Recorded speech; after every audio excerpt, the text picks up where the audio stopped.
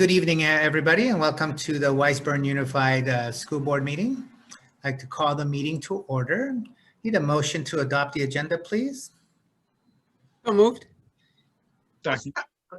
Thank you, Roger and Nelson. Wendy, would you like to do a roll call? Mr. Banuelos, Aye. Dr. Goldman, Aye. Ms. Canetta, Aye. Mr. Mora. Aye. Next item, Dr. Harbeck, would you like to lead us in the pledge? Sure. Please stand. Hand on our heart. Ready, begin. I pledge allegiance to the flag of the United States of America and to the republic for which it stands, one nation, under God, indivisible, with liberty and justice for all.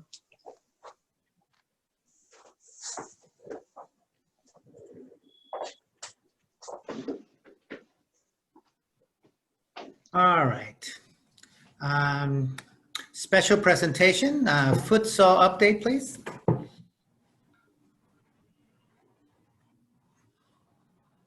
I'm getting it, Mr. Mora.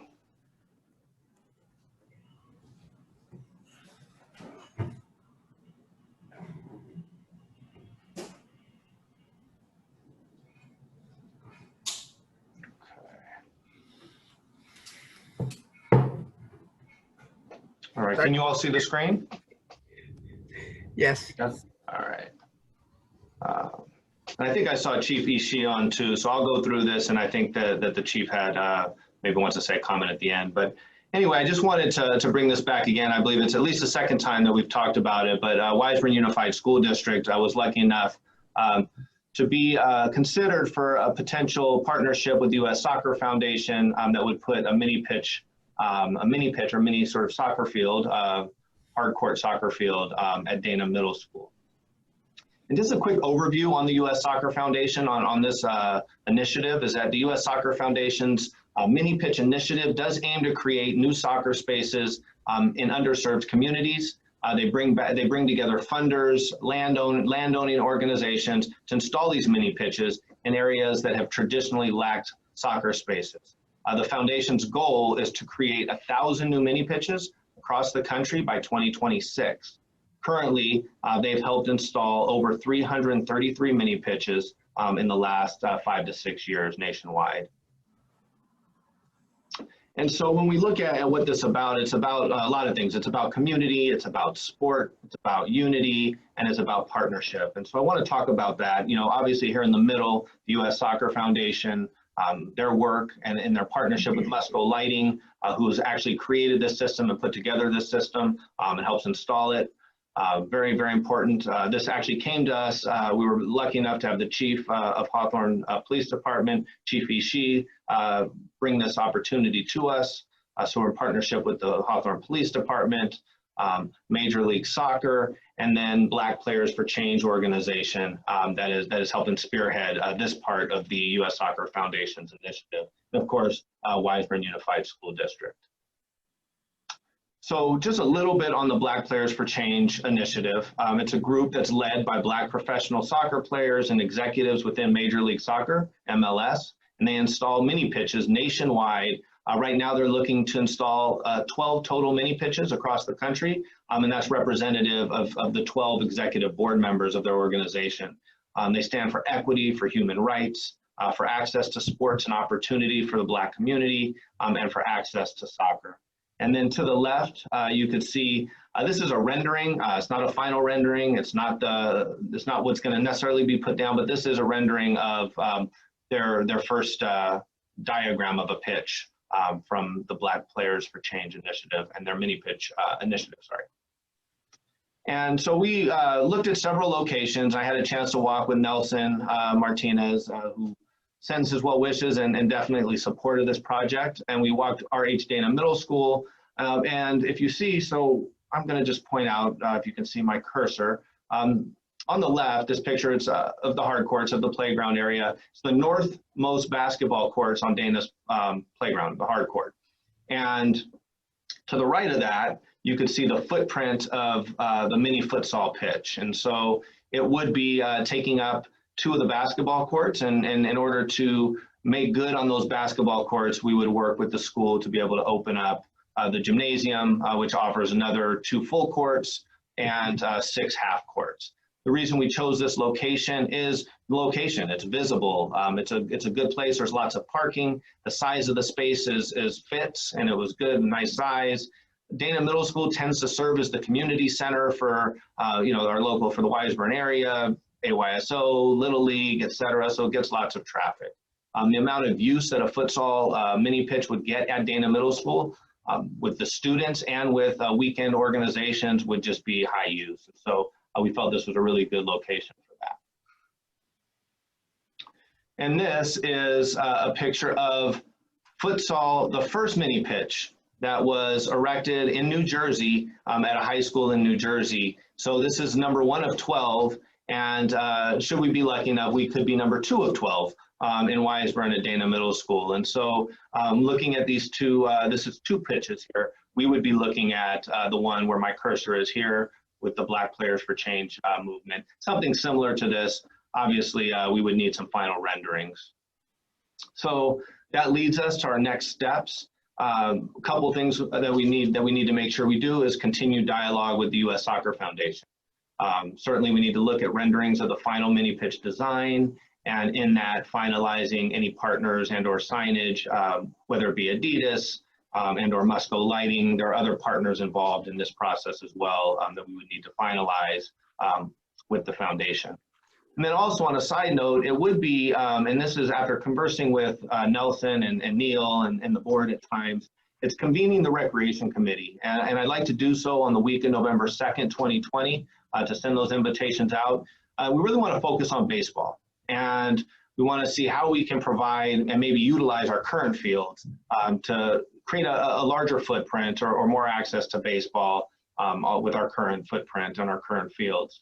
And so I do want to put that out there because it's really at the top of our mind right now to make sure that we're partners with baseball and with our little leagues so that we could help support our community in that way.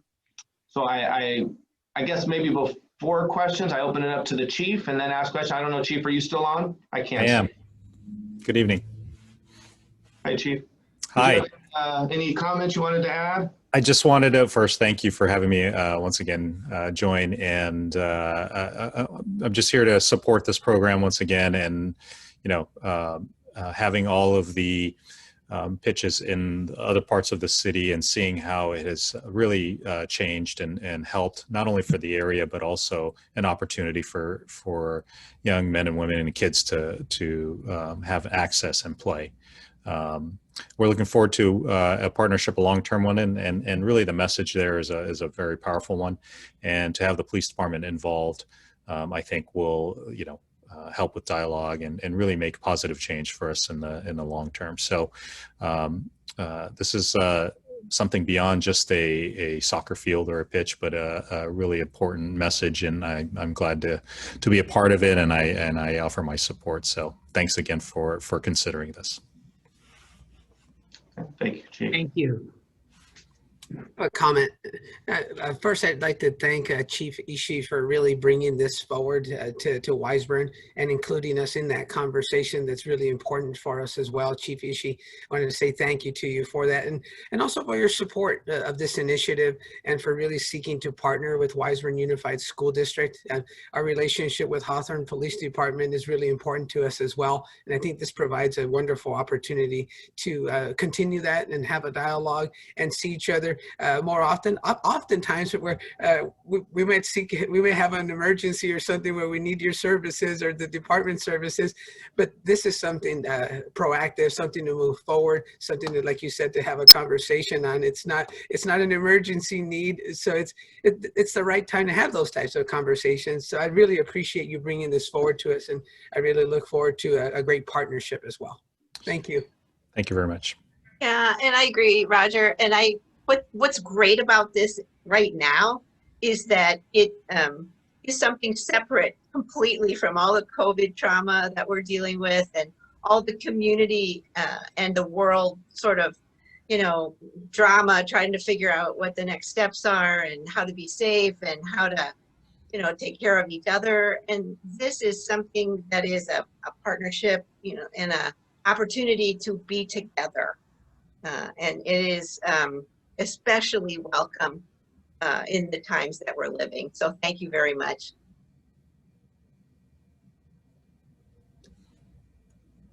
Okay, so any questions at all for me? I do want to share. I did share with that. I talked to Nelson this afternoon, and he did want me to share his support too, and that he's wishes he could be here with us today, but he can't. But that he is fully in favor and has really supported this project from the beginning, and so I just wanted to share that too. Thank you, Blake. Sure. All right, we're going to move forward. Another presentation on.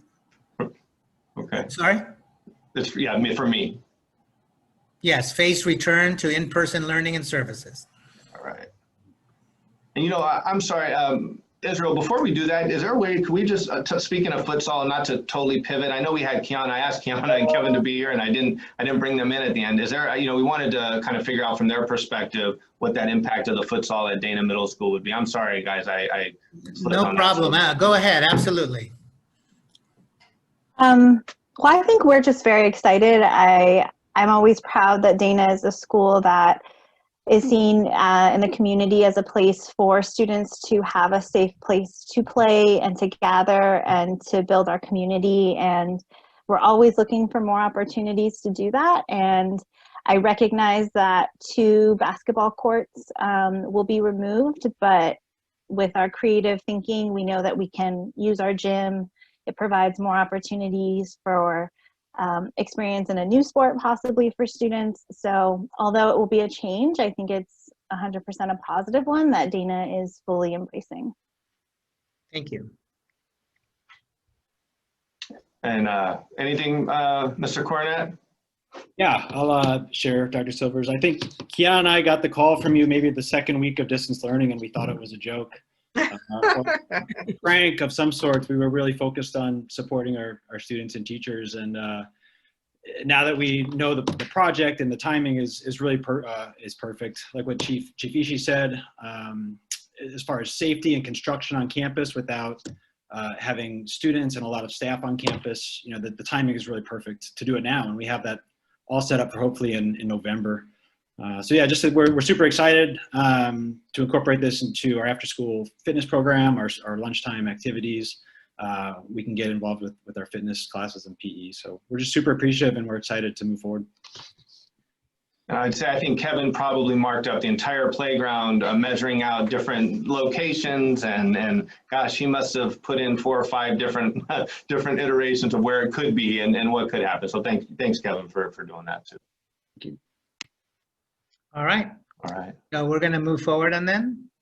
Sure. And Blake, go ahead and continue with your presentation on phased return to in-person learning and services. Okay. A lot of me today. All right. So this is Wiseburn Unified School District's phased return to in-person assessment and specialized services. Really important plan for our district.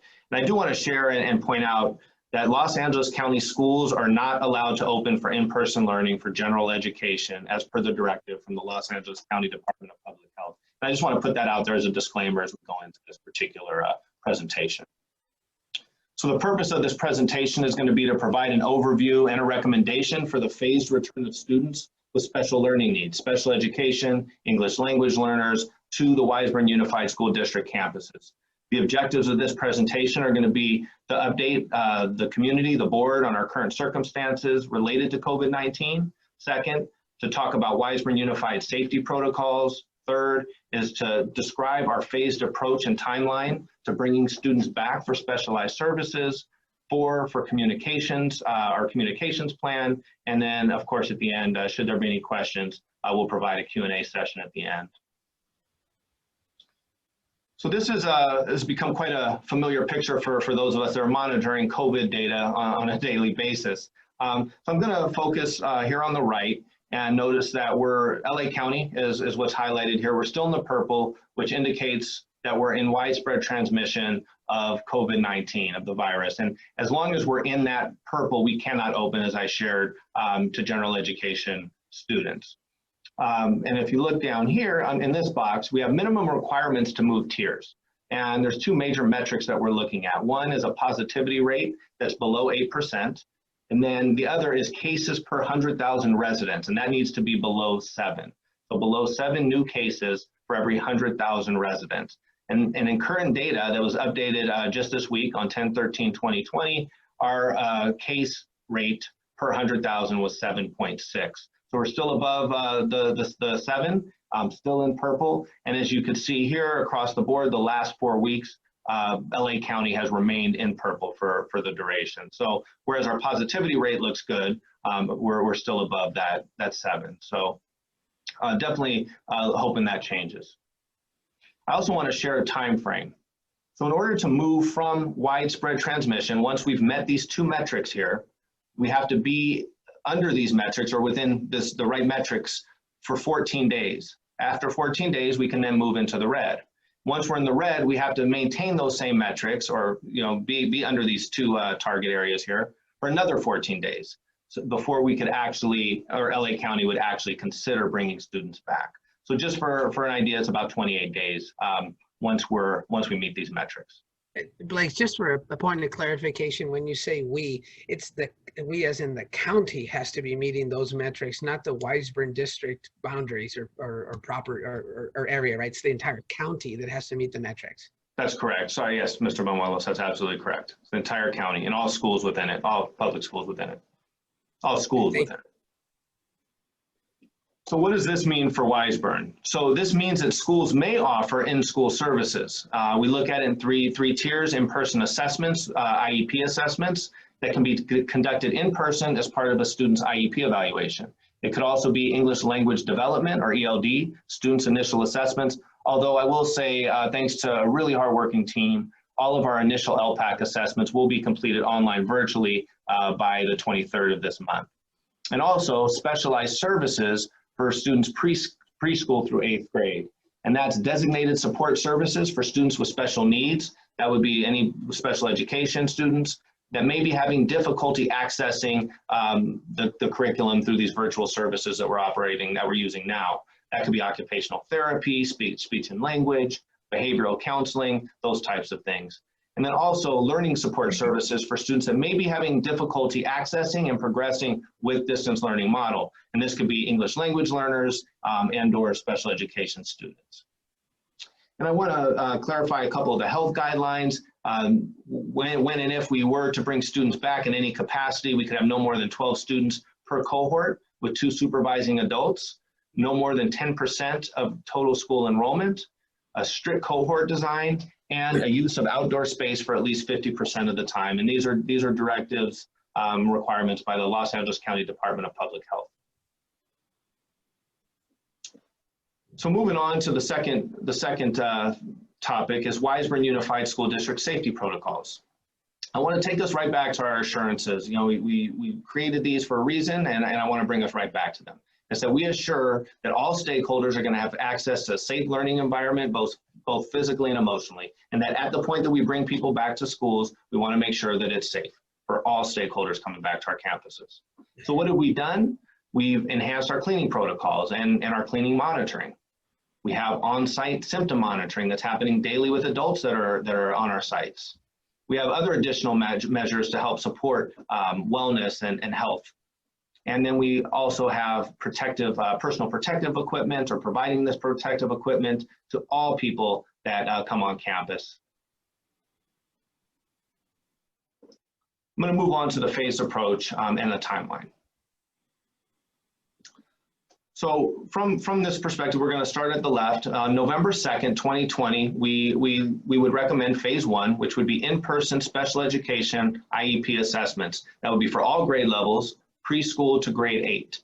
And that would be complete special education assessments, prioritizing IEPs with prioritizing initials, triennials, and transitional IEPs.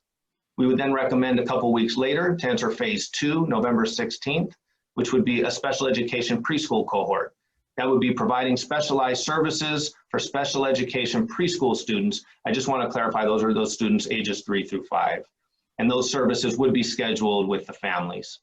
November 30th, we could move into phase 3, and that would be specialized services for the TK to 5 cohort. Again, providing specialized services for special education and ELL students, grades TK to 5. And again, those services also would be scheduled with families. Leading us to December 14th, 2020, phase 4, which would be specialized services for our middle school cohort. That would be providing specialized services for our special education and ELL students, grades 6 through 8, and the services there would be scheduled with families as well. And I do want to note that all of these dates do require ratification of a memorandum of understanding with the Wiseburn Faculty Association. So the impact of phased reopening of our sites, I just wanted to share a little bit about our facilities. What facilities will we use? Well, we have all 5 sites that we want to use because we've learned from our neighbors that the more we spread out, the better it is. So we would want to use 138th Street, Anza, Cabrillo, Dana, and SLC. We've asked that our site principals and administrators each identify 5 spaces for assessment so that we can assess students. We also want to identify outdoor spaces. We want to do a majority of these assessments and or specialized services in outdoor spaces, creative spaces outside, just for obviously the ventilation, and the more outdoor, the better. And we also want scattered indoor areas, preferably with the larger venues when possible, just for space and being able to spread out in distance. And of course, always focusing on enhanced cleaning and disinfecting as needed.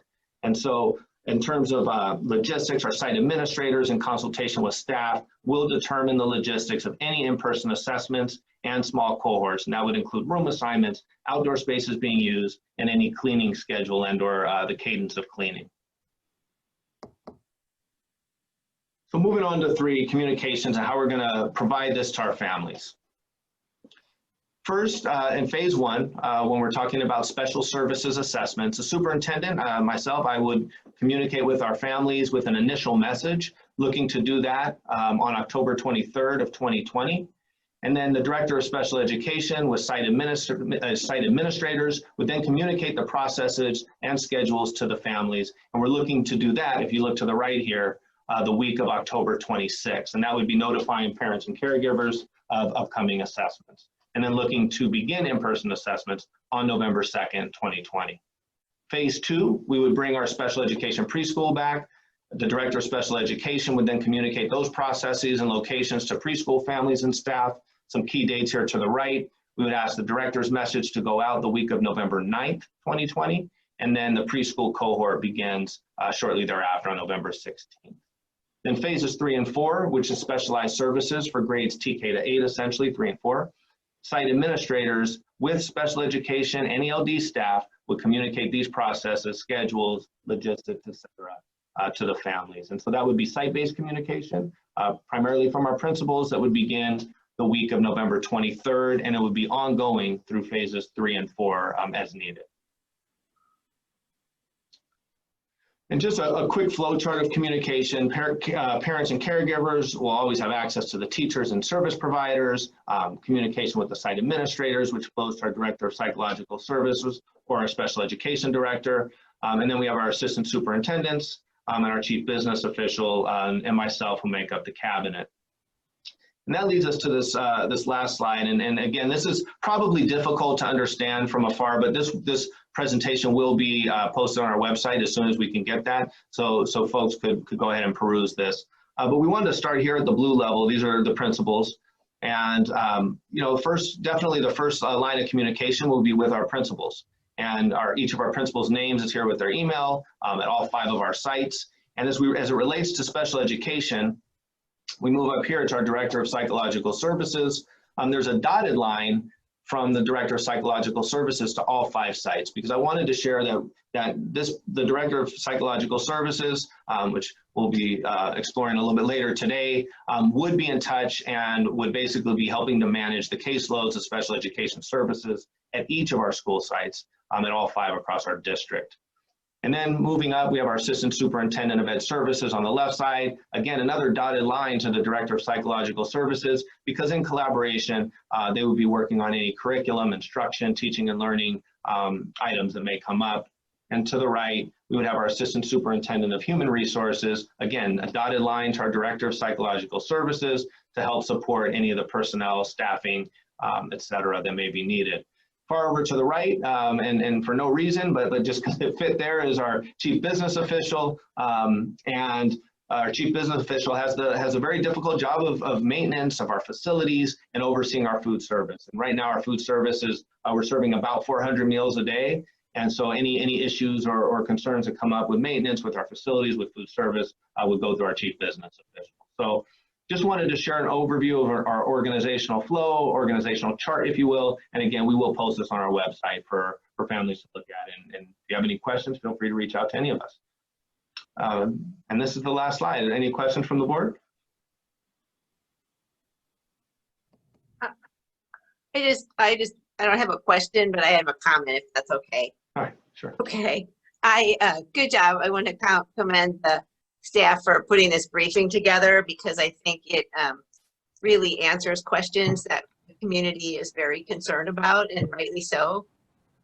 We, as a district, as a board, as a community, and all the parts that play together here are really, we really want this education process to proceed with the dates that we're talking about and the goals for the families and so on.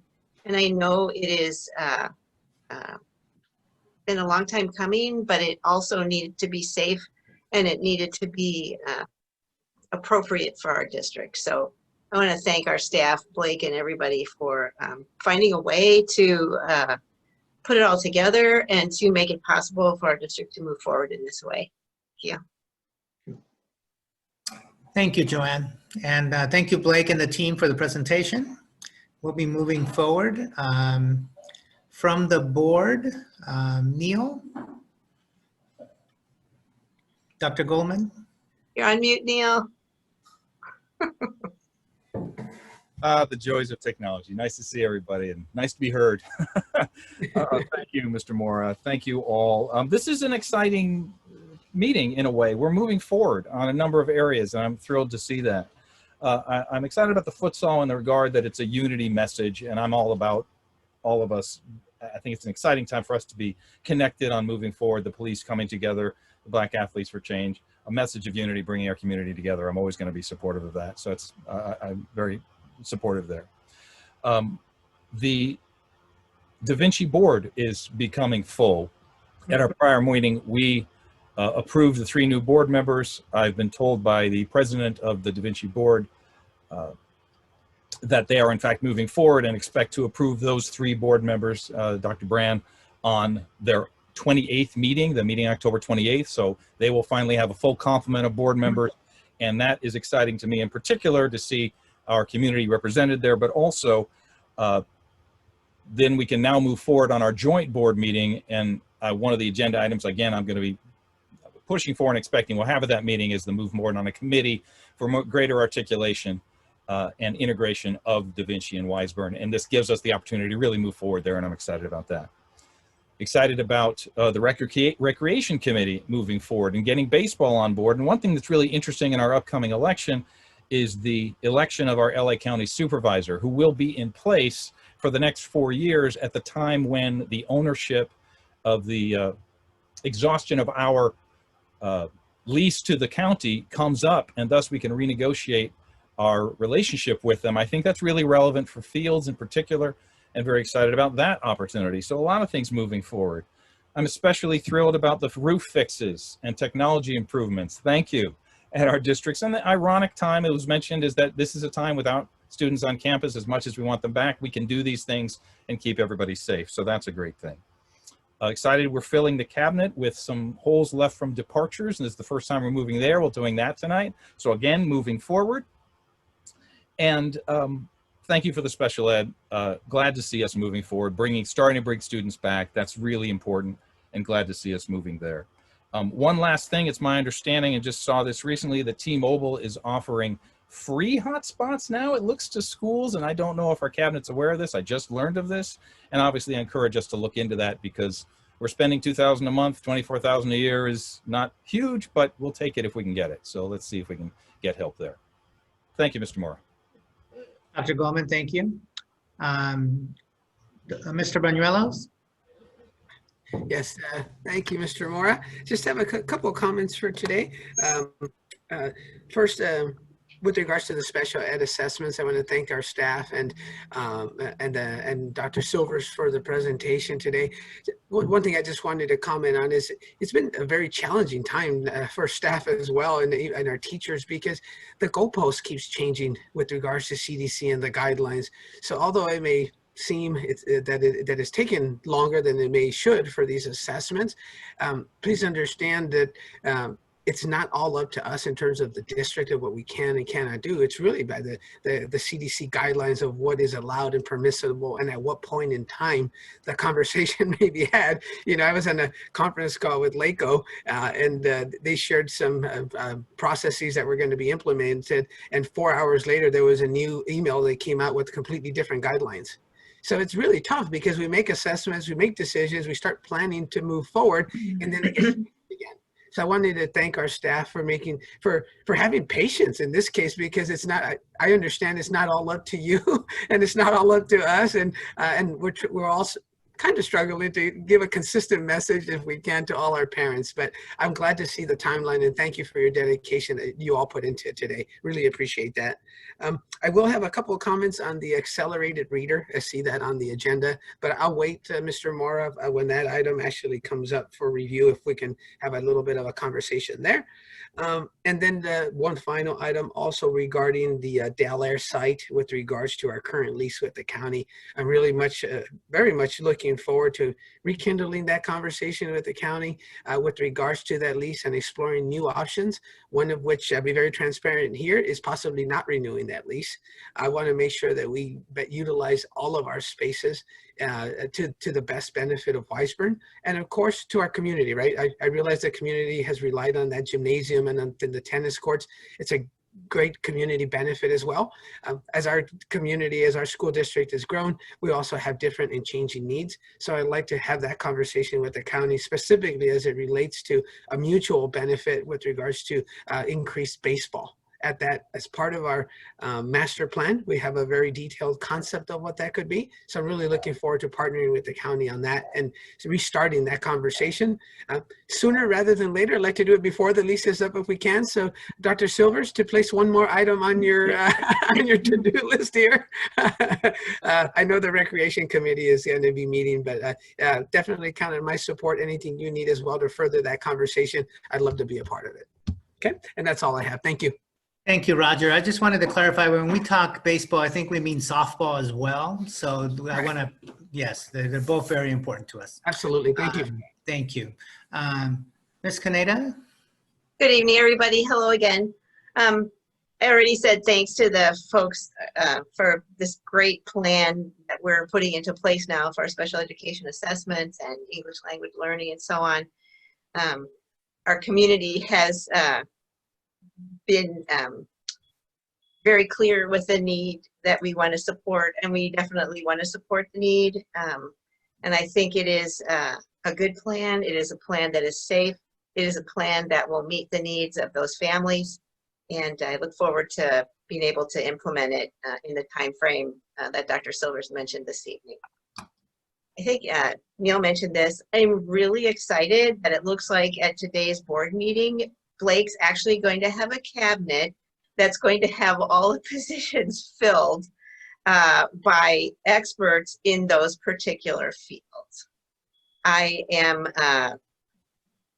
really happy for the district. I'm happy for the community, for Blake, for the staff themselves, for our teachers, for everybody, the students, because it is really important that the board, or that the cabinet be fully staffed and staffed with the experts in the fields that they represent. And I'm very happy this evening that we're going to have an opportunity to do that.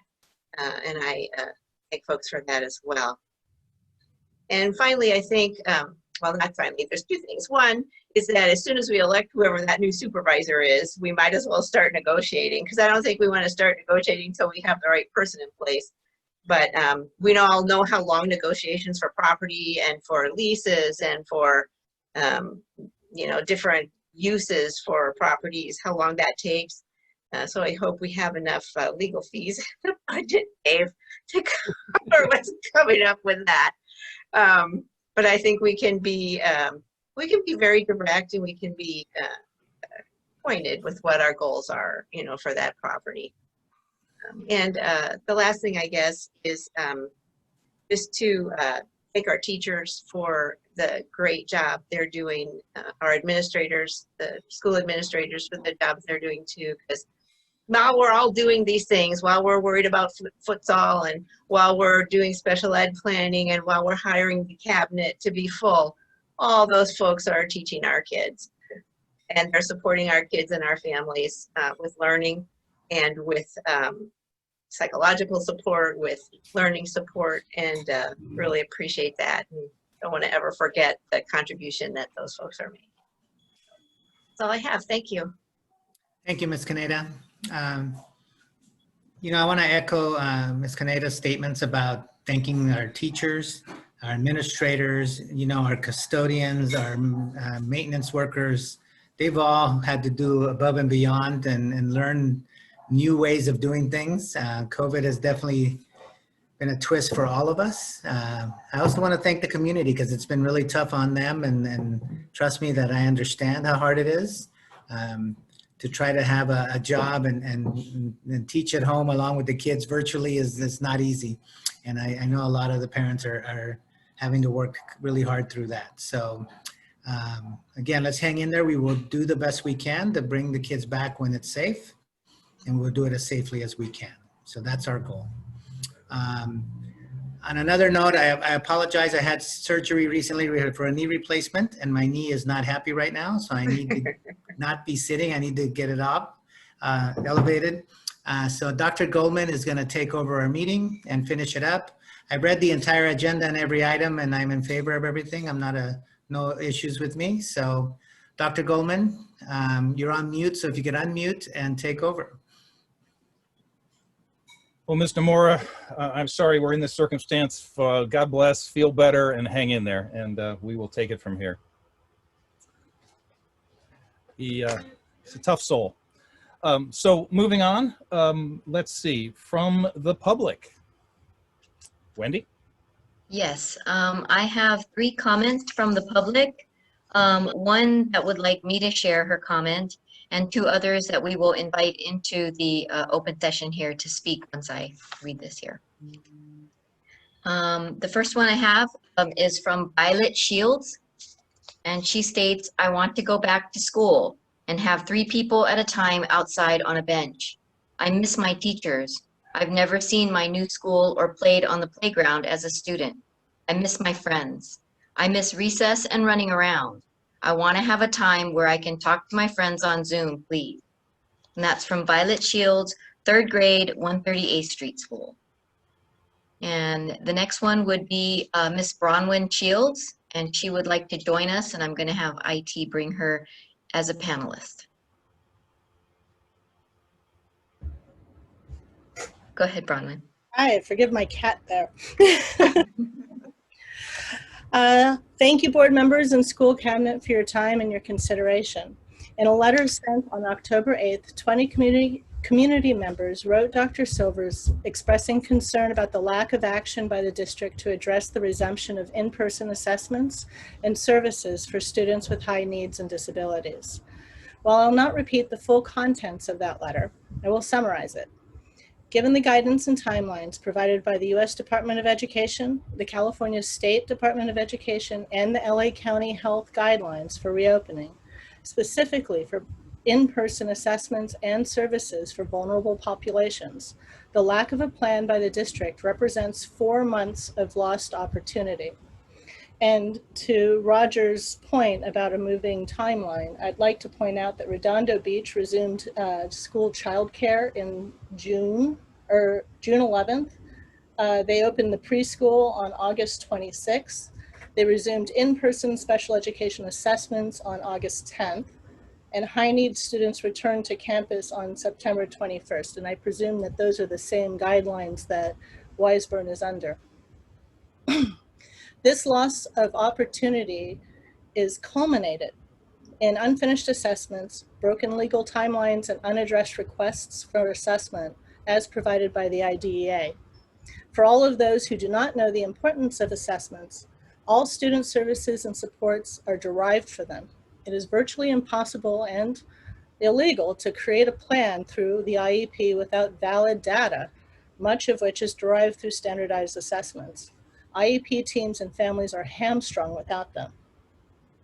The cost to this is enormous, the human cost, enormous to students and to caregivers. However, there's another cost that we need to talk about, and that's the exposure to the district to multiple state complaints. They're among the procedural safeguards under the IDEA Part B.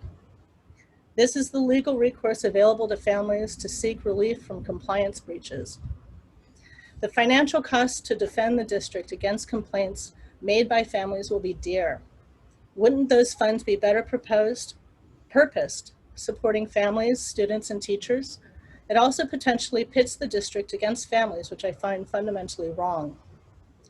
Last year's total legal expenditure was $258,000, the portion of which allotted to special education has not been made public. I hope that this year's expenditures will not exceed that. For all appearances, our present situation seems to be, to a degree, self-inflicted. The district has demonstrated a hiring pattern that does not seek community input and of people that may have shallow work experience in the field of hire. But this does not mean that they're not good people or without talent. However, this pattern appears to be penny wise and pound foolish as we find ourselves in a crisis that mounts each passing day. I hope that the school board reevaluates the hiring practices of key positions and concludes that the active community participation and input is a vital component moving forward. That said, I am encouraged by the hire of Ms. Mazzarella as Director of Student Services and Ms. Gunsky on Consul, both of whom are known entities to the community. I am also encouraged by the hire of an assistant speech therapist, as assessment backlogs are enormous. The continuing funding request for the Special Education Leadership Collaborative piques my interest greatly. Should a collaborative, such a collaborative is an exciting prospect, and the community deserves to know more about it in detail. Why was it formed? Who is leading it? Who are the participants? What are the goals? How are those goals to be achieved? And how will success be measured? I look forward to that public disclosure.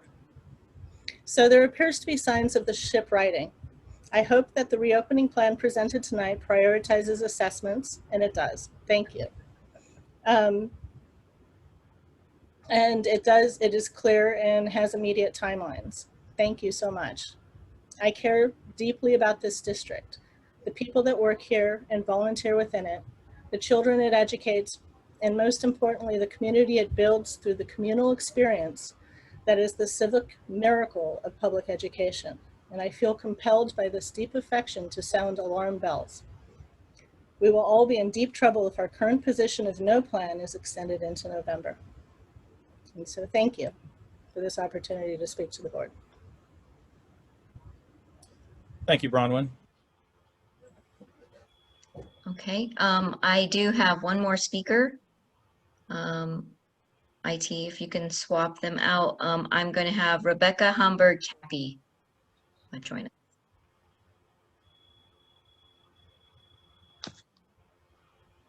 Evening. Can you all hear me? Yes. Okay. Hi, I'm Rebecca Hamburg, and I'm actually presenting these comments tonight on behalf of roughly 20 families, the same ones that Bronwyn mentioned, who wrote the letter on October 8th to the district. We appreciate the opportunity to address you this evening. Unfortunately, this district and the board have failed to act to provide services for our highest needs students, despite state and county guidance allowing assessments to resume as of July 1st and in-person services as of September 14th. The response to our letter of October 8th, signed by the 20 families, fell far short of satisfying us that the district was doing all it could to address these issues. Merely espousing another plan without accompanying immediate implementation will be the continued failure to support our highest needs and most vulnerable students. Lack of actions by the district leaves parents and guardians with no choice but to take action through venues available to them outside of the district, including filing complaints with the state, which can take valuable resources that neither parents nor the district can afford to waste. Comments from Bronwyn Shields today illuminate further costs of the delays, hiring missteps, and inaction. We're encouraged by the hiring of additional personnel that's on the agenda for this evening, including a director of psychological services, additional consultants, counselors, and speech language pathologist assistants. We look forward to the presentation. We heard it obviously before this, and about the phased return and the need for clear and immediate timelines that prioritize the return of assessments and in-person services for our highest need students cannot be overemphasized. We're happy to see that the timelines begin in November, but I would be remiss if I said that it's going to satisfy all of the parents that wrote in today. I think folks will still be concerned about the services not beginning for another month or so for certain students. So we appreciate your time. We're grateful that there is some movement evidence this evening, and we look forward to continued dialogue with the district and the community about how to best serve our families. Thank you. Thank you, Rebecca. Yeah, thank you. And the dialogue is certainly what we strive for. Thank you. Rebecca and Bronwyn have been really valued assets, advocates for our students and our families. We appreciate you very much. Thank you. Let's move to from the Chief Business Official, Mr. Wilson. Thank you, Dr. Goldman. Wendy, if you could bring up the deferred maintenance presentation, please.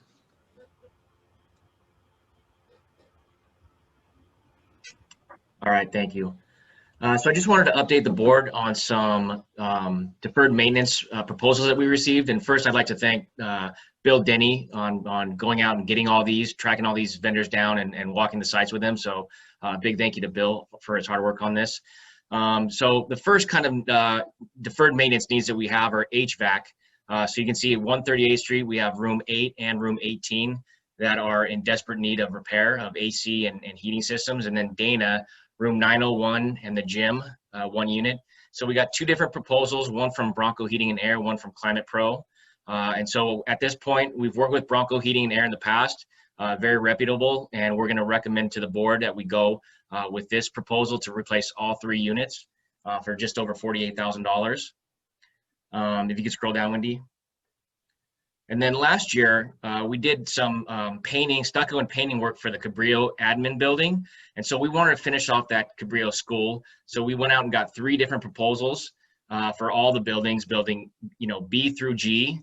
M&R Painting, who actually did the stucco and painting of the admin building last year, came in at just over $80,000. MB Painting and State Electric, obviously more. All 3 are very reputable. We've worked with M&R, like I said, last year for the Cabrillo admin building. And at this point, we're gonna go ahead and recommend M&R for those additional buildings. And then I just wanna show you the resources that the district had as of October 2nd. So total resources that we can use for deferred maintenance and routine restricted maintenance, just over $1.4 million.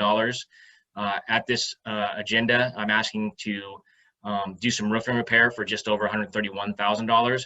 Would give us our net resources of almost $1.3 million. So I think it's well within our ability to go ahead and recommend these at the next board meeting that the district board would consider approving these. And so I'll bring these back for October 29th for consideration.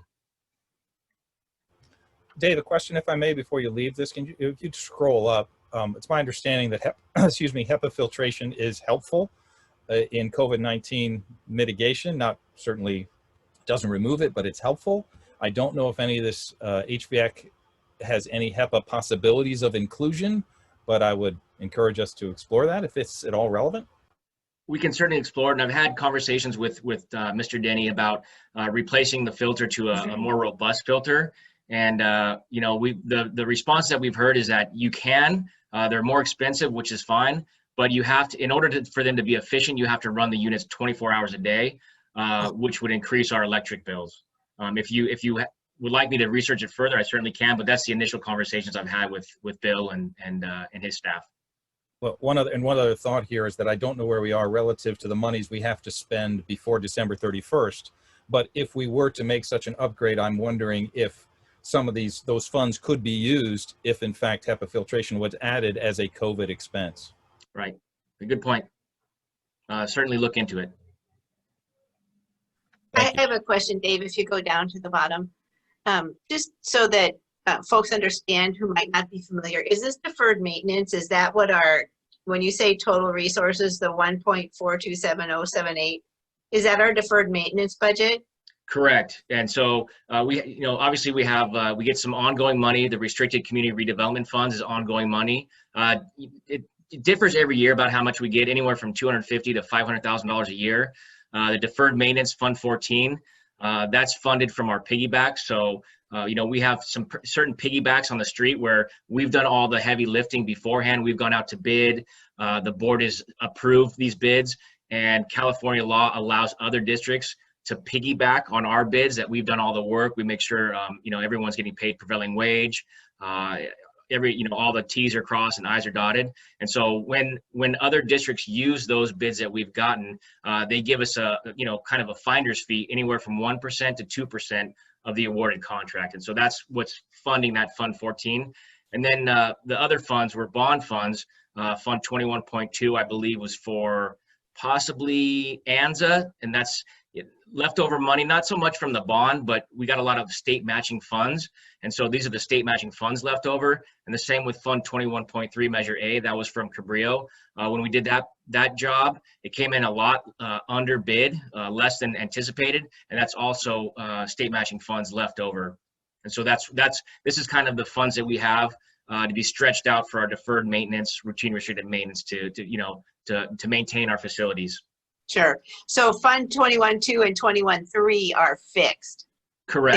They will not be added to, but the restricted development funds and the Fund 14 are increased every year, right? Correct. They're replenished every year. Or they're replenished every year? We hope so. Now, some of those bid piggybacks I think this is the second year of a number of them. And so after 5 years, we either have to renew them again or go out and do that legwork again. Okay. All right. So I think I wanted to be sure that obviously we have maintenance that we have to do and it comes out of this account, but this account does get replenished on a yearly basis, though the replenishment is not a fixed amount. That's correct. Okay. All right. Thanks. Thank you.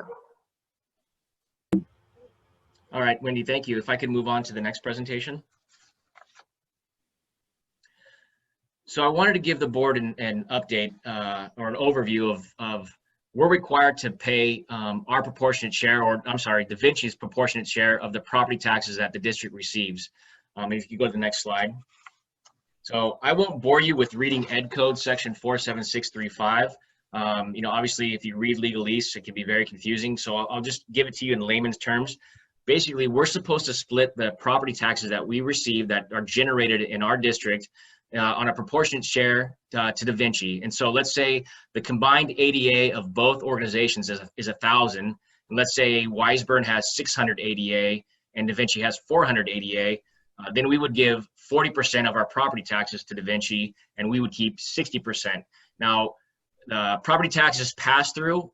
So whatever we give to Da Vinci, it's not lost to us. We just get it made up in additional state aid.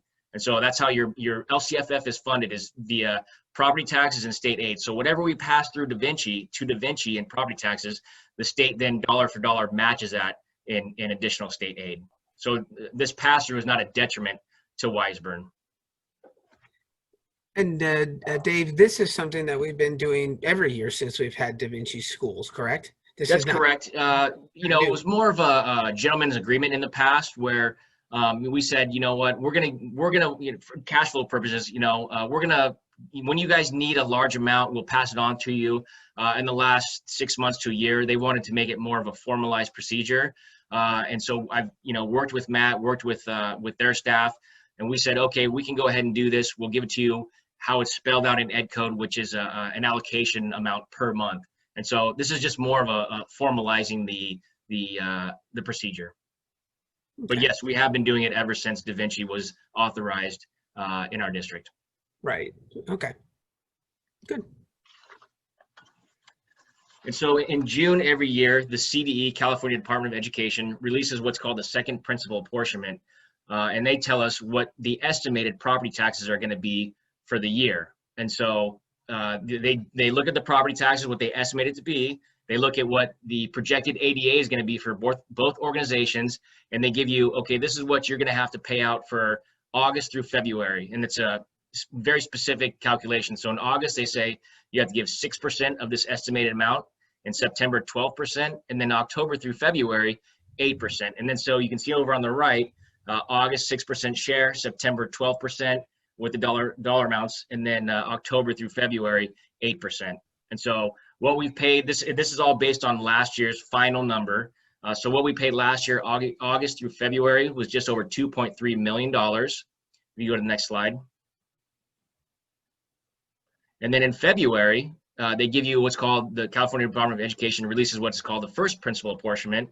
And they now updated that in lieu amount per CDE. And that's maybe either one, because property taxes evaluations have gone up, or it could be that Da Vinci's ADA is increasing. And so they're getting more of a proportionate share of your projected property taxes.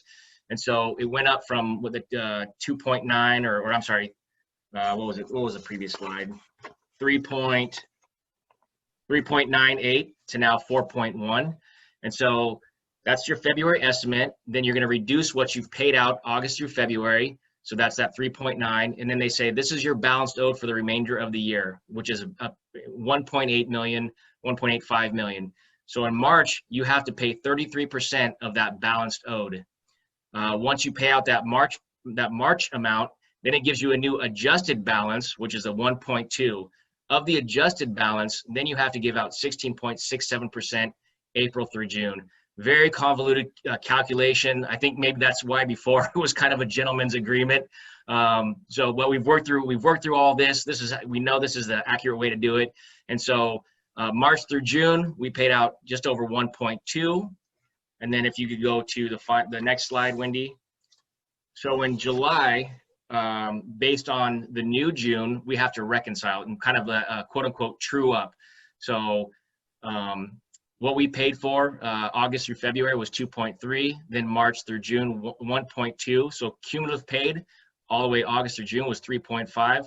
But again, June, the CDE releases the second principal apportionment for the following year.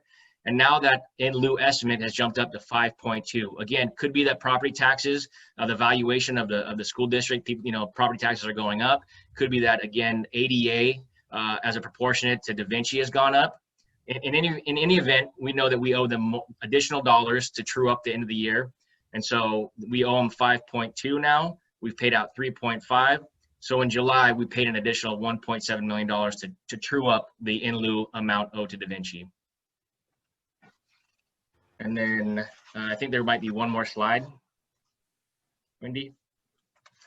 And so I just wanted to show you the comparison of ADA and then the distribution of local property taxes for 1920. So you can see in the left-hand side box, total Da Vinci ADA was just over 2,000. It was 2,016.83. Weisburn's ADA was 2,426.02. And you can see total ADA, 4,442. Da Vinci's made up of 45.4%. Weisburn's was 54.6. If you scroll over to the right, you can see the 1920 total property taxes was just over, just over $11.7 million. As per previous slide, we paid out 5.2, which represents 45.2. Weisburn's property taxes just over 6.4, 54.8. So in close conjunction with the box to the left, and the small differences could be that ADA gets revised. Maybe there was a finding, an audit finding, or we saw that we had counted someone absent and they were really present. So there's some slight fluctuations due to ADA, and there's always a 2 or 3 year kind of truing up as the CDE releases what's owed to the Da Vinci. So we could either overpaid a little bit or underpaid. So there's always kind of a truing up as we go through the year. So I want to thank you, Dave, because I had asked you for this particular information. So I appreciate that you were able to get it in the briefing since I just asked you this morning. So thank you very much. And also, just to clarify again, I guess, the pass-through, the 5,294,000 and so on, that is paid to Da Vinci is, I don't know if the word is reimbursed or is replaced by state funding?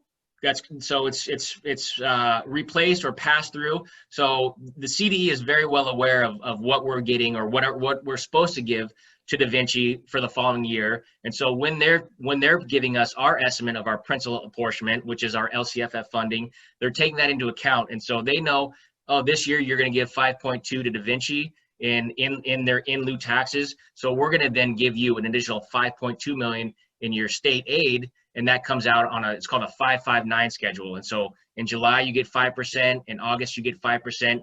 And the remaining 10 months, you get 9%. And so that's all calculated in how much the district's going to receive each month. And that's for the use within Weisburn Unified? That is correct. Yes. Okay. Yeah. Okay, great. Thank you. I understand this a lot better. Thank you. My pleasure. So Dave, in essence, this transfer of funds is really cost neutral to Weisburn, right? Because if we didn't transfer the monies from the property tax to Da Vinci, we would not be getting the additional state funds. Absolutely correct. Yes. So it's more cash flow timing and as a pass through for support there, and it is cost neutral to Weisburn. Got it. Correct. That is my question regarding cash flow, both for this year, and I know we had some real concerns for next year as to the timing of reimbursements. Does that impact these reimbursements? It certainly could. We're looking at our first deferral, our state deferral, happening in February through June. And so, obviously, this is per Ed Code. We have to follow Ed Code. We want to be, good authorizers to our charter schools. This might help them in their cash flow needs. It could hurt us, but it's also going to hurt Da Vinci in their cash flow needs, as they're also going to see deferrals from their state aid, right? And so everyone, I think a lot of districts, a majority, 99% of districts are going to have a cash flow issue. They're going to look for internal borrowing, which we've already done. And they're also going to look for external borrowing, which we're going to start looking at, come December, January in preparation for February through June. Do we see any cash flow issues this year where trans will be necessary? Not this calendar year, but yes, December, January, we're going to look for a trans beginning February, because that's when our first deferral is going to happen. Thank you, Dave. Appreciate this report. From the Director of Student Support Services, Dr. Dougal. Nice to see you and welcome. Thank you. Good evening, everyone. No update from our department. It was part of the special presentation by Dr. Silvers. Thank you. From the Assistant Superintendent, Educational Services, Dr. Harbeck.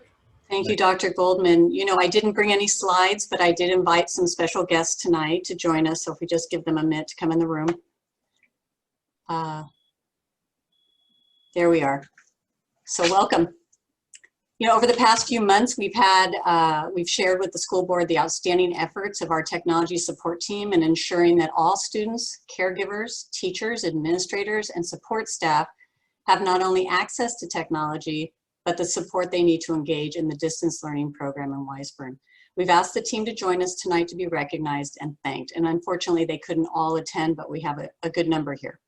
This year, the team has worked behind the scenes to prepare over 1,700 Chromebooks for home use, have responded to hundreds of help ticket emails from families and staff, hosted numerous family virtual tech workshops to kick off the school year, and are scheduling more over the next few weeks.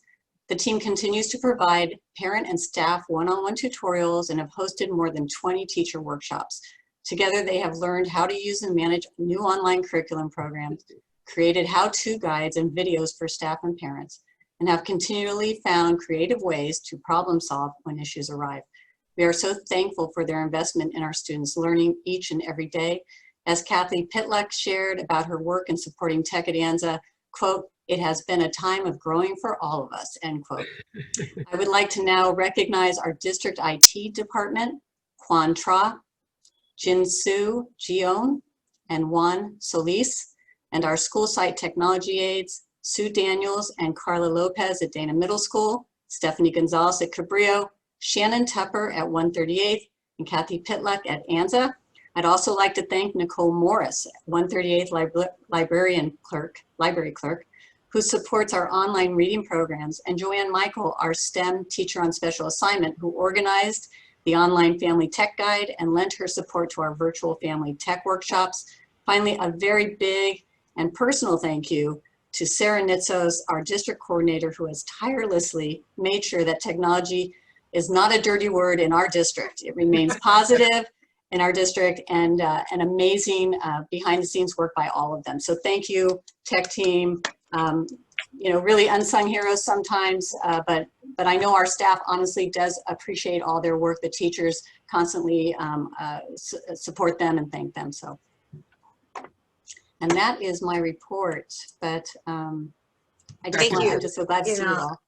Having been in IT myself for years, I totally understand the amount of work and hand-holding and true commitment that's required to support users, whether those users are teachers or students or moms and dads, other community members, district staff, us as board members, or we as board members. So it is with deep gratitude that we recognize you this evening, and thank you, because without your support, we would not be having learning right now. It would not be happening. And so clearly you're a linchpin to all of the good work that's going on with distance learning, and really, really appreciate it. Thank you. A few comments from me as well, Dr. Goldman. I really would like to thank the entire IT team as well. We've been having a big focus, a lot of conversations with access to technology, and you have all made it happen, right? Without having access from our students and our teachers to equipment, it really is, how do you say, a challenge, and it would really not be any learning happening. So thank you, thank you. This has been a topic that I know Dr. Harbeck and Blake probably tired of me asking questions about this area, but it is really important that we provide the access, and what you have done has been phenomenal. So I wanted to say thank you. Very appreciative of everything you've done. Thank you for your time and your leadership in this area. Really appreciate it. Thank you, Joe. Thank you, Roger. Indeed, thank you all. Shannon, such a resource for so many years. God bless. Thank you. Joanne, great to have you again with us this year. Fantastic. Kwan was with us, leads a wonderful team. And Sarah, big hugs to you. Can't thank you enough. It's so easy to get lost in the frustrations of COVID-19. And of course, we're frustrated in so many areas, but it is joyous to celebrate dedicated, inspirational work. And everybody on this entire screen tonight represents that. Thank you all so very much. Really appreciate you. All right. One more time. Yay. All right, indeed. Thank you. All right, thank you guys. Let's move to our superintendent, Dr. Silvers. Sure. Thank you, Dr. Goldman. I think I spoke quite a bit today, so I'm gonna. I do have a couple thank yous. I really want to thank. I want to thank our teaching staff. I want to thank our our administrative staff. I want to thank our partners with WFA leadership and our CSEA leadership. Because without these relationships, things don't get done, and relationships are so important.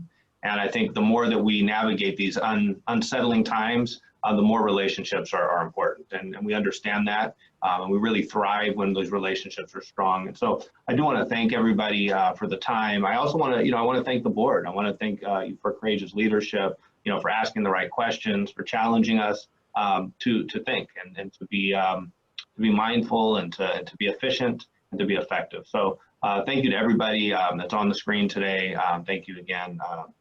That's all I have. I think I've talked quite a bit today, but I just didn't want to give some thanks. All right. Thank you, Dr. Silvers. Thank you. Let us now move to our agenda and the minutes. Can I have a motion to approve minutes 5, 1, 2, and 3? I'll motion. Thank you, I'll Joanne. second. Thank you, Roger. I think Roger and I are going to be doing a lot of motioning and seconding here. Taking turns here. Wendy, roll call, please. Sure. Mr. Ben-Willis? Aye. Dr. Goldman? Aye. Ms. Kaneda? Aye.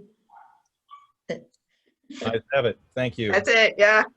Hey, Wendy, can we bring up the agenda?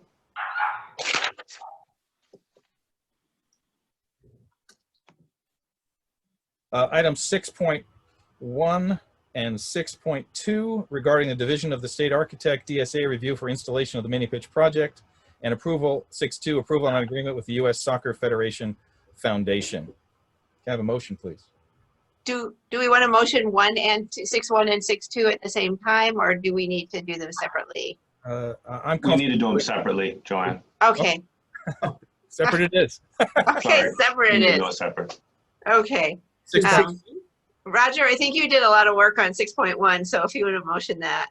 Yes, absolutely. I'd like to motion 6.1, and I do have a couple of comments before we take a vote. I'll second. Thank you Okay. both. Roger? Great. So item 6.1 is it is with regards to the mini pitch, and there is an exemption that's granted by DSA for certain types of projects. However, even though there is an allowable exemption within the Department of the State Architect, the district is still required to do their own due diligence because the risk does transfer to the district. However, in this case, I would like to thank Dr. Silvers for working together with project architect, an inspection firm, and as well as legal counsel to make sure that we've done our due diligence with the review. I think we absolutely fall within this exemption. It's not required to be submitted to it as the law provides for it, as long as we do our due diligence. I believe we've done that, and that's why I motioned to move this forward. Thank you, Roger. I have a question too, relative to 6.1 and 6.2. On the detail, I believe 6.1 says we have a $100,000 donation estimate not to exceed, and 6.2 says it will cost $109,000. I'm concerned about the lack of reconciliation between those two and want to ensure we do not incur that $9,000 fee. I know that's not the intent, but I'm concerned about the language. I believe, and I'm sorry, I'm only seeing, so you're saying 6.2, Neil, says 109? Yes. Sorry, bring that up. Like if I believe the numbers were related to one was like how much the project The cap, right? And then the other one is related to the cap, which DSA is saying that the project has to be below $109,800 or something like that to provide for the exemption. If it's greater than that, then we would have to bid it out. But it sounds like from the actual project is less than that. Second, whereas. Right. So right here. So basically, what this is saying is that it doesn't exceed $109,000. Because if it did, then we would have to go to DSA approval. So that was the anything above 109,000 or 172. And I believe Roger changes year to year, right? There's a different threshold every year or some sort of every few years, but yes, there's sometimes they index it or they make it based on like every 3 years or something, they change that, but it's relatively fixed. It doesn't change a whole lot, but right now that's the number. The one, I think it's the third, whereas the 109,172 is the one that I believe is the current one for this year. It says cost thresholds. I see that. I see the whereas number 3 says that. I'm still confused at number 2. It's valued by the foundation in an amount not to exceed 109,000. I think that was just our attorney wanting to be very clear that it wasn't going to reach that over 109,172, but the value's 100,000. Is that in this document though? The 100,000? It's in the second document. Yeah, the first document is 100. That's my question. And it could be all wet here. I just want to ensure that we incur no cost. This is a really wonderful thing, and I don't want us to incur any cost. So there may be minimal cost, not to the actual project itself, but just in the everyday maintenance of the actual facility. And we added that maintenance to be minimal and have, so I'm not concerned about that. It's just a big hit on the front end. Yeah. There's no cost to the district for the actual installation of the pitch itself at all. Would you like us to change? I mean, are you suggesting we just approve it with the 100? You wanted to say 100 here? Is that what you're thinking, Mr. Dr. Goldman? Like I think. Go ahead, Roger. Just let me. I think I can provide a little bit of clarity. The way I understand the second whereas, the 109, that's the ACE Services and Muscle, their contribution, or they believe the project would not exceed 109,000, of which they're paying for. The third whereas, that is referencing the DSA, Department of State Architect guideline, that the project cannot go over the 109,172. So that's why the 2 resolutions is basically to show that we would be under the DSA threshold. If there was $100,000 number somewhere else, Neil, That's not 6.1. This is 6.2. So so the question is not here, Blake, on this document. I think this is clear. Maybe if we can bring up the other document to see what that is, right? Because I think that one is okay. Oh, it says the grant award is estimated at 100. So what happens with the other 9 if it does go over? I understand.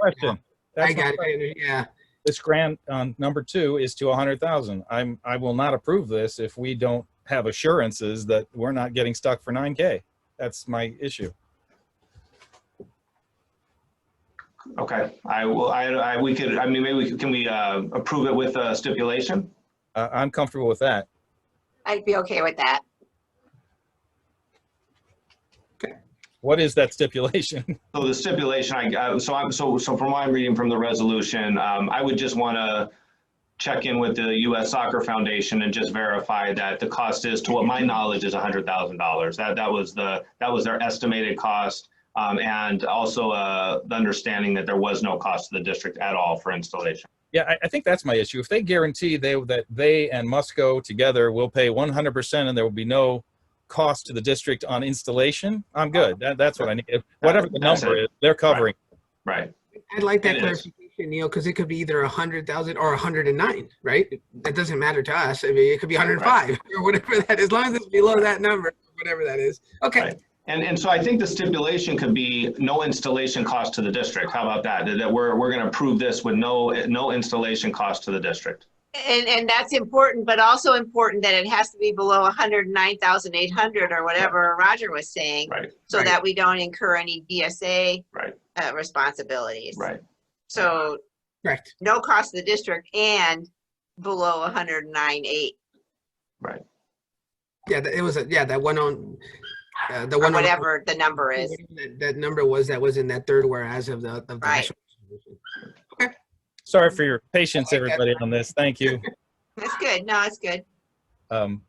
So can we revisit the motion with the stipulation as mentioned, as suggested by Dr. Silvers? So for the minute then, so Neil, so just for the minute, so we're going to just say stipulating that there will be no installation cost to the district. Yes. And it's under the 109,000. I'm sorry, I'm not looking at since I don't see the number. 109,000. We'll get it in the minutes. Stipulation is, yes. Yeah, whatever that number is. No cost to district and the total cost will, right. The third whereas. Right. The third whereas. Yeah. Yeah. All right. Okay. Thank you. I believe we have a motion and a second. Wendy? Mr. Banuelos? Aye. Dr. Goldman? As stipulated, aye. Ms. Kaneda? Yes, aye. Moving to action items, facilities. Wait. I think we have to do 6.2.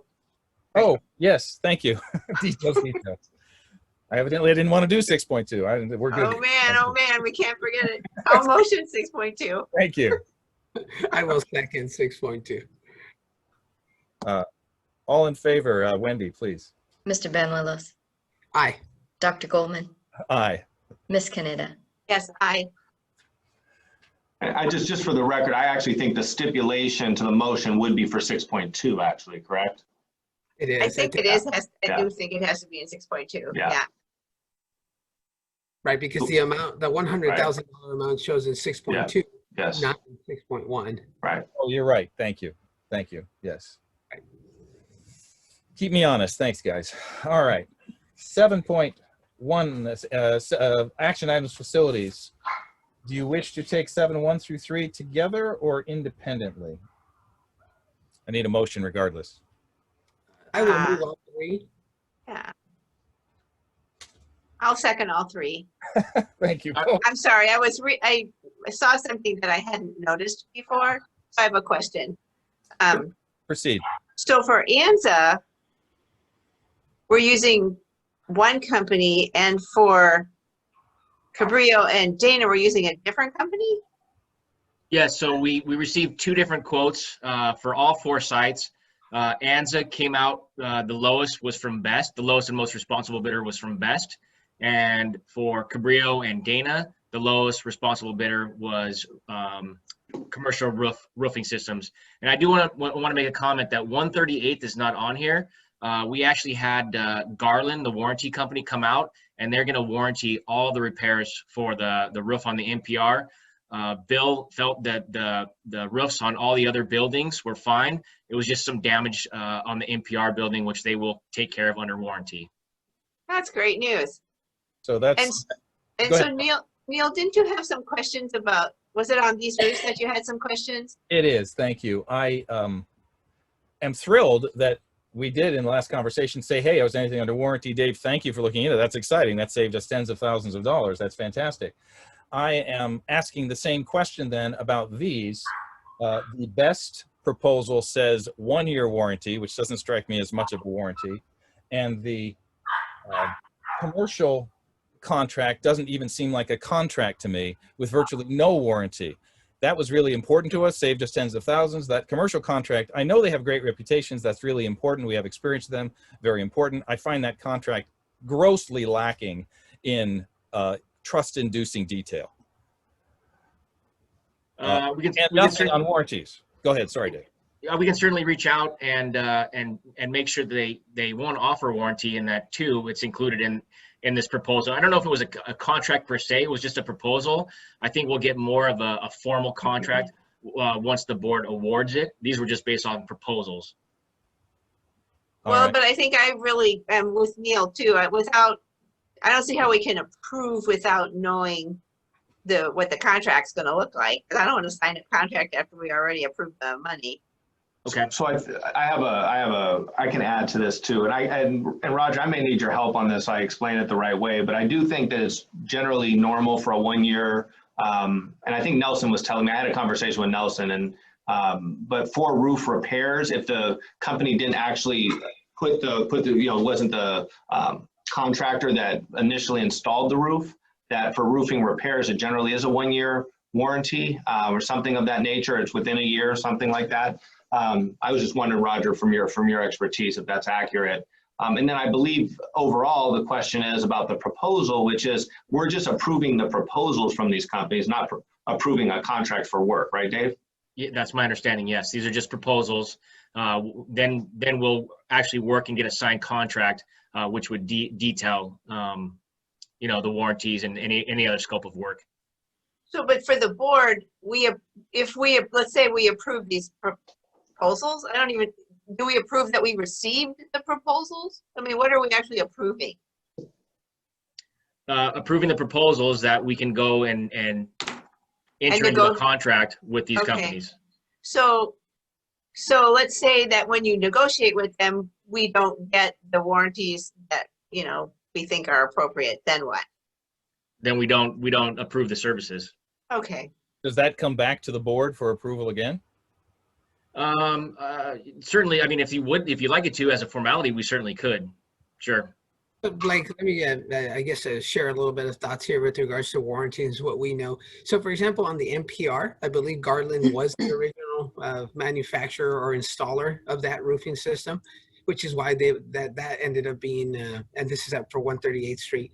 So that's why I think that fell under the warranty, because typically when it's a new roof installed by that same contractor, they'll give us either a 20 or 25, possibly even a 30-year warranty. And in the bid documents, we usually stipulate what we want, and then essentially that's what we get with the bid. When it's roof repairs, I think it's very normal to get a 1 year warranty for labor and materials. I rarely see a 0.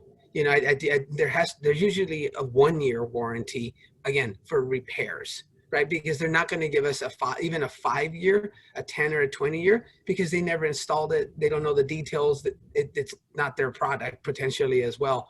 I think there is an option where we can request a roofing warranty program, and those will probably come in the $20,000 to $30,000 range for a certain.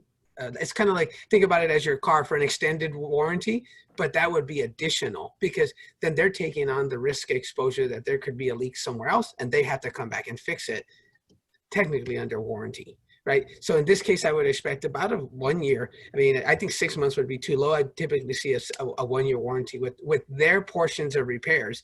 So if there's a new leak this spring somewhere else where they didn't touch, that's not under warranty. It's that one patch that they made. So because new leaks could come about in different areas, they don't warranty the entire roof. They warranty their portions of the work, is what we would get for say a year. Roger, this is obviously your area of expertise. You are unusually expert in this. You're in a company that manages these kind of projects. What is your feeling about these? And Best has a 1-year warranty. Commercial offers nothing, no statement of a warranty. Your feelings, and obviously want us to move forward, but go ahead.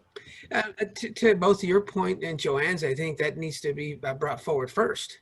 To what is the warranty, right? Because once it's approved and it's done, you lose all negotiation leverage. It's already done, right? I think we could approve this moving forward to enter into negotiations where that's a parameter where we need to see a minimum of a 1-year warranty.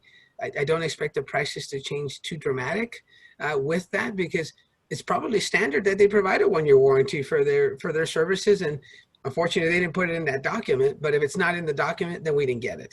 So I would rather strengthen your position for a negotiation, Dave, and maybe we approve this approval to enter into the negotiations, knowing that that's what we're looking for, that 1-year warranty. Thus, do we need a stipulation or amendment of some kind to this document, or are we comfortable moving forward? You know what, Dr. Goldman, I'm just wondering, why don't we bring this back? I don't know. I mean, we have the 29th, that's 2 weeks from now. I think that we could bring this back and package it up. Let us work with the company and make sure we get these answers. Okay. I don't think that's okay. Yeah, I think that's a great idea. Thank you. Thank you. Yeah. All right, we will pull those and move forward. Moving on to action items, fiscal. 8.1, ratify 3-year contract with Renaissance Learning for online instructional software. Can I have a motion, please? I can motion, but I think, Roger, is this one of you had a question here, right? Yes, it is. Okay. Second, or would you rather not? Second. Okay. No, absolutely. No, I will second. It was more of a comment. Yeah. Okay. So I wanted to just thank Dr. Silvers and Dr. Harbeck for taking my comments and feedback from the last time this item was put onto the agenda. I also received quite a bit of clarification. There was a lot more discussion that they took back as well with regards to the accelerated reader program. My comments and concerns were really more towards ensuring that we were fostering and encouraging reading. There's some aspects which is a little bit more into just in terms of the administration, how an accelerated reader is rolled out. One of the things that we discussed doing is that oftentimes we have a student, he or she is just fantastic, loves reading, right? And then sometimes they can't find the book that has a reading, or that it's not in the system. I heard that there's also either 700 or 1,000 more books added to the selection list. So that's all positive. It's all good. However, we did discuss that moving forward in, like, for example, the back to school nights, our teachers could also, as they're presenting accelerated reader, they could also share with the parents that in specific instances where we do have a student that really is excelling in reading, they can work together with that student to maybe have an alternative to read a book that's not necessarily on that list, so the students still continue to read. I think that's really important, because I certainly appreciate consistencies and the processes and having a system, which is what this affords us.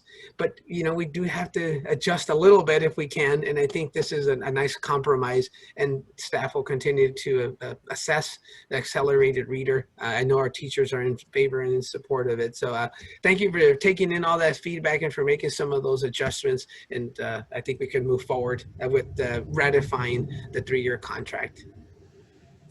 Thank you, Roger. Wendy, let's call a vote. Mr. Banuelos? Aye. Dr. Goldman? Aye. Ms. Caneda? Aye. Moving on to the remaining action items. Dr. Silver, is there any reason we can't take 8.2 through 8.6 together? No, sir. Can I have a motion as such? Can you scroll up, Wendy? Sure. Do you want to see a specific one, or? No, in 9, can you scroll up all the way? Sure. Well, we're still at 8.2 through 6. Joe. Oh, sorry. Okay, never mind. Can I have a We just did 8.1 by, I thought, just 8.1, yeah, just 8.1. sorry, never mind. I can move 8.1 through 8.6. 8.2 through 6. I'm sorry. 8.2 through 6. 8.2 through 8.6. You got it. And What go- a night. I can second. Thank you. Thank you. Long days, guys, long days. I'm telling you. Any comment on these? I don't have any, thank you. Nor I. Wendy? No, I don't either, no. Ready? Yes, yes, please. Mr. Banuelos? Aye. Dr. Goldman? Aye. Ms. Caneda? Aye. It is passed. Action items consent, item 9, the 9.1 through 9.12. Can I have a motion, please? I'll motion. I will second. Thank you. I did have a question on 9, 5, and 6. The PBIS program, glad to see us moving forward. And I didn't understand how why those particular folks were selected. I'm glad they're selected. I have no objection to that. Just, I knew there were some new people on there, but it seemed like some old folks. So I thought maybe it was just new teachers, but it's more than that. And I just wanted an understanding. I think Eileen can maybe speak to that, or Albert. I don't know. Are the principals on? Albert, are you still on? Albert's here. Okay. Do you want to just speak to this, Albert? I think it's 9.5, which I think is pretty consistent with each of your processes for selecting folks. So we have every school site has a PBIS committee that meets regularly. And right now more than ever, well, they're always important, but we're trying to figure out how to keep PBIS going through distance learning. So this will allow us to continue to have meetings outside of the school day. And it will also allow us to buy prizes and things that we could send home for students that are exhibiting the PBIS behaviors that we want to see. Are the folks, teachers and such who are on this, are the committee members? Is that what it was? Yeah. It's Okay. all teachers, it's teachers and led by either the assistant principals or the site administrators. Okay, great. Are we still getting PBIS recognition, by the way? Are we still in the elite status there? We hope so. Yeah, I hope so too, but that's... No, we'll update you. We haven't received that recognition yet, but yeah, we plan to. All They right. they changed the, because of COVID, they tabled the process last spring. Makes sense, makes sense. Anyway, thank you. I have no other questions. You know what, Dr. Goldman, just for the sake of, since we're here anyway, Dave, could you just sign and verify the PBIS funds, because it's not these are funds that are specific to providing these funds to the school sites for positive behavior support, right? Yeah, so every year we get usually about $10,000 to $12,000 from the South Bay Classic, the golf tournament. They gave us only this year, even though there was no tournament, they still gave us, I believe, $5,000. And so the principals know that if it goes over their allocated budget, it will come out of their school site discretionary accounts. I hope we thank them warmly, and thank you for that. Any other questions, board members? No, thank you. Wendy, please call a vote. Mr. Banuelos? Aye. Dr. Goldman? Aye. Ms. Caneda? Aye. Thank you. Moving to action items, item 10, personnel. My thought would be to take 10.1 through 10.5 and leave 10.6 and 7 independent. Can I have a motion if you agree? I'll motion 10.1 through 10.5. A second. Thank you, Roger. Questions or comments? Quick comment. I just want to, obviously new employees, I do want to point out temporary teacher at Anza, Caroline Collins Apodaca, Anita Collins' daughter, who stepped into, pretty difficult, difficult time of year, obviously under circumstances that are less than ideal, obviously for teaching, and kind of your first teaching job. So I just wanted to point that out. We also have our third elementary school counselor on this list as well. So I wanted to point that out with Aaliyah. So that's it. Thank you. Excellent. And to both of you, welcome aboard and thank you. Yes. Wendy, please call a vote. Mr. Banuelos? Aye. Dr. Goldman? Aye. Ms. Caneda? Aye. Thank you. Thank you. Item 10.6, approve Assistant Superintendent for Human Resources. Exciting moment here. It is an I have a exciting. motion, please. I'll motion. Neil, I think you'd probably like to motion that maybe too. Yeah, I'll second. You bet. Okay. Dr. Silvers, any comments? I have a lot of comments, and I will, but I will keep them. I will keep them brief. I know it's getting late. I just want to thank Dr. Dougal for you know, her dedication to Wiseburn. I know one of the things that came out in interviews and just in interactions was just her desire and love for Wiseburn. I mean, that was something that was important, I think, to the team. It was important to the interview panels, just to see the passion for, you know, our district, the passion for the students.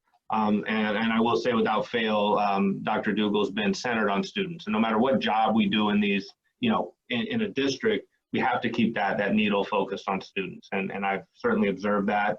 I think she's guided by a desire to make a difference in education, as an educational leader, very diligent, smart, attention to detail, and all of those things that are going to make her very, very effective in the job.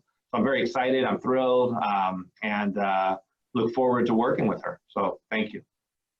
Thank you. Dr. Dougal, would you like to say anything?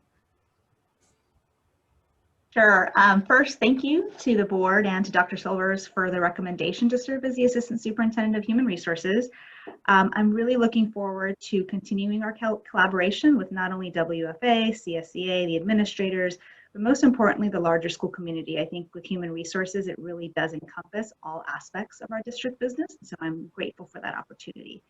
I'm also just thankful for this new opportunity to continue on the Wiseburn team. So once again, I appreciate the recommendation. So thank you. Well, thank you. Wendy, let's call the vote. Mr. Banuelos? Aye. Dr. Goldman? Aye. Ms. Canetta? Aye. Dr. Dougal, welcome aboard. Yeah, for sure. Welcome aboard, and yet another, you know, role that you can excel. It's like a juggler, right? You've got so many capabilities, and we really appreciate your devoting those capabilities to Wiseburn. Thank you very much. Thank you. Welcome to the cabinet. Welcome to Blake's cabinet team here. We're very fortunate to have you on board. I know he definitely needs the help, the support, and the leadership that you're going to bring. So welcome to the team. I know you've been a valued member of our district already, so it's nice to see that transition as well. So congratulations and welcome. Thank you both again. Welcome.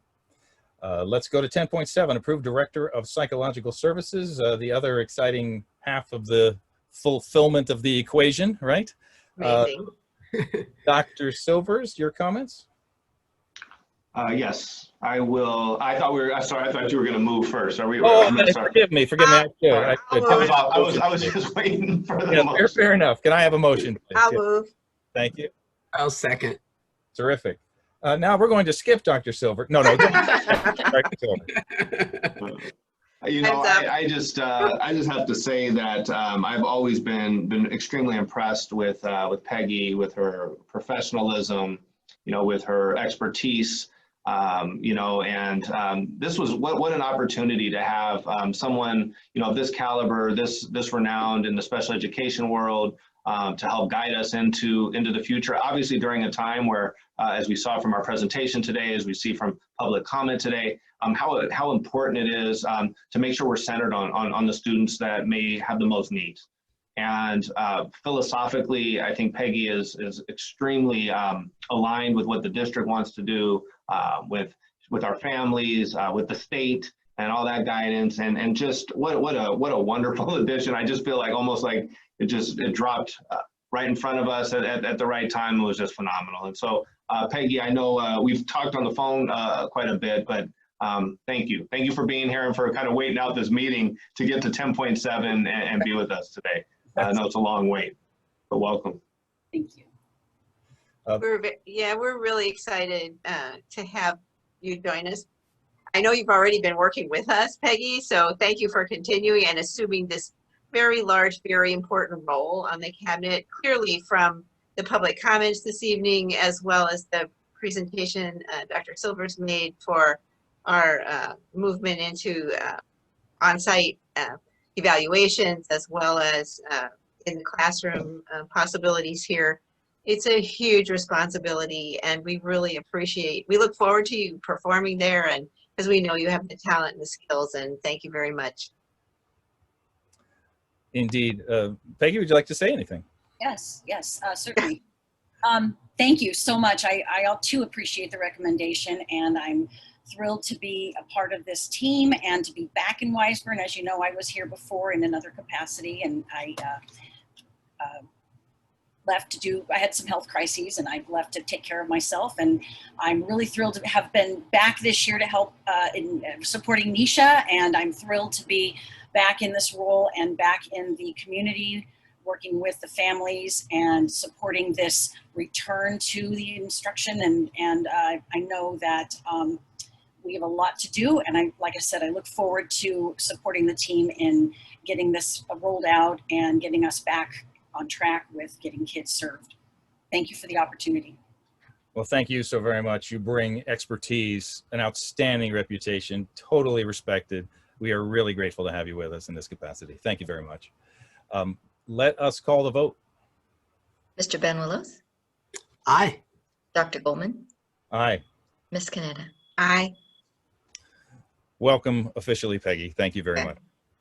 Dr. Goldman, if I may, just for a second as well, now that it's official and it's passed, Peggy, I'd like to welcome you into your new role as well, as you can see from public comment today, but it extends even further to that. Obviously, special education is really important to our district, as are the needs of all of our children within the district. So I'm really looking forward to your support, like you said, support, but also leadership in this area, and some guidance and things that we can improve on, things that we can do better, areas to focus on, areas to look ahead. It is really a key critical role, which is why we're, from at least the 3-0 vote, I'm sure my colleagues that aren't able to be here probably would have been a 5-0 vote as well. But it is an area that we do want to put a big emphasis on. It's really an important topic.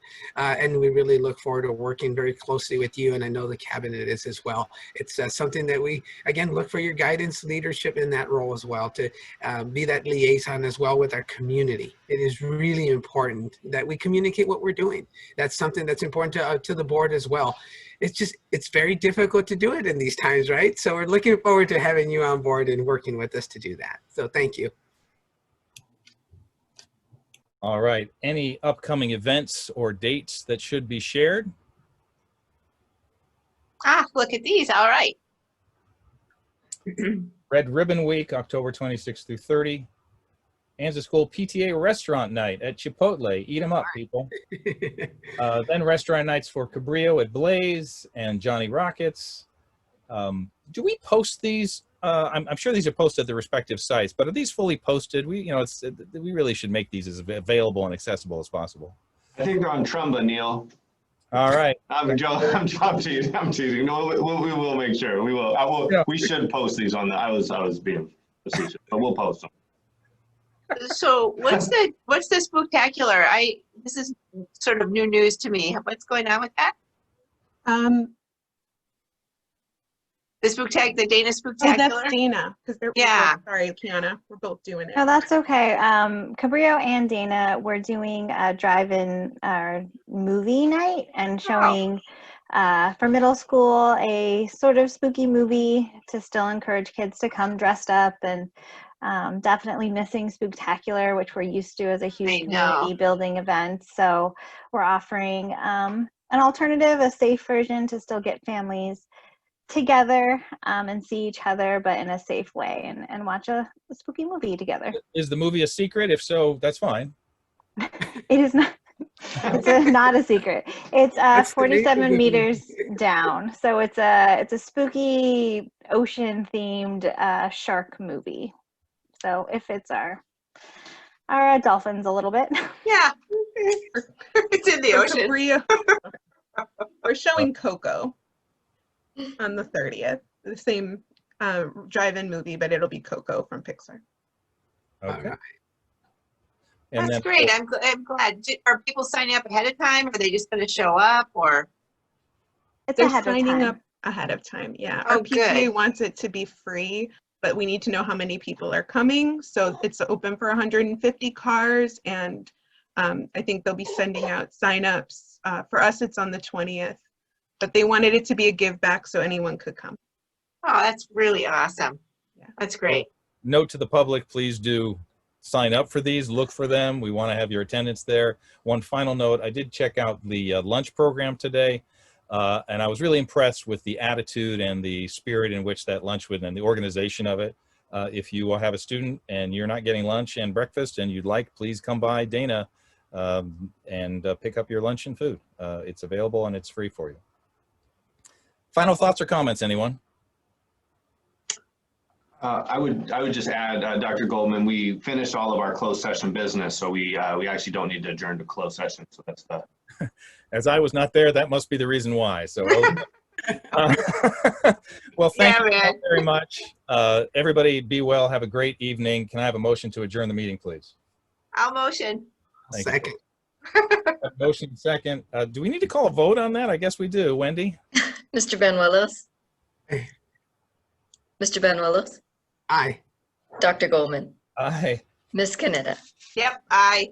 Thank you. Well, everybody, we are adjourned. Thank you all. Thank you. Thanks. Good night.